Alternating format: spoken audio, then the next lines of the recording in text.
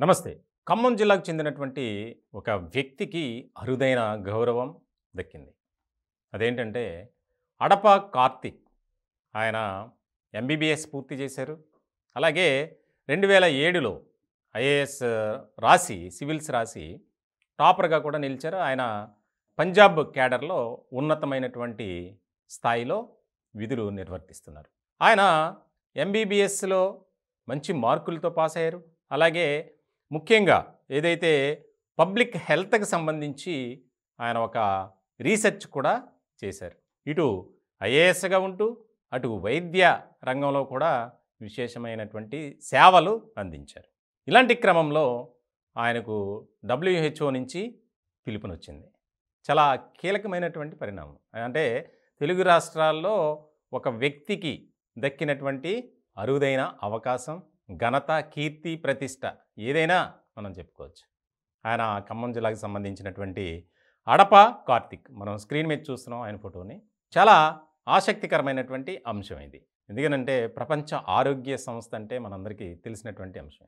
దాంట్లో కూడా వైద్య విధానపరమైనటువంటి అంశాల్లో కీలకమైనటువంటి విభాగంలో ఒక ప్రత్యేకమైనటువంటి సలహాదారుడిగా నియామకం జరిగింది. ఆయన దాదాపు అక్కడికి వెళ్ళటానికి కూడా ఆయన అంగీకారాన్ని తెలియజేసినట్లు తెలుస్తుంది. ఇప్పటికే ఆయన సివిల్స్‌లో మంచి ర్యాంక్ సంపాదించినటువంటి కార్తీక్ ఆయన పంజాబ్ క్యాడర్‌లో పనిచేస్తున్నారు. ఇట్లాంటి క్రమంలో ఆయనకు అరుదైన గౌరవం దక్కడం పట్ల యావత్ అంటే తెలంగాణ ప్రజలే కాదు, తెలుగు రాష్ట్రాలు 2 తెలుగు రాష్ట్రాల్లోని ప్రజలు హర్షం వ్యక్తం చేస్తున్నారు.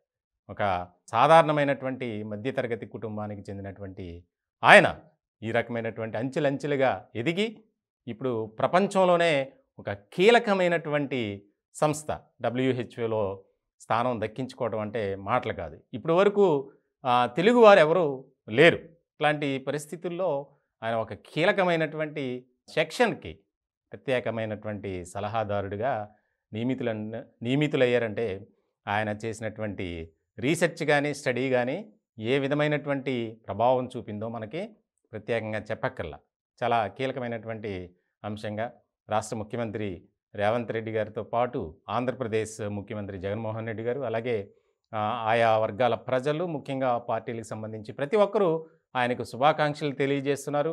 ఒక ఆయన వ్యక్తిగతంగానే కాదు, తెలుగు ప్రజలకు ఇదొక మంచి శుభ పరిణామంగా మాట్లాడుకుంటున్నారు.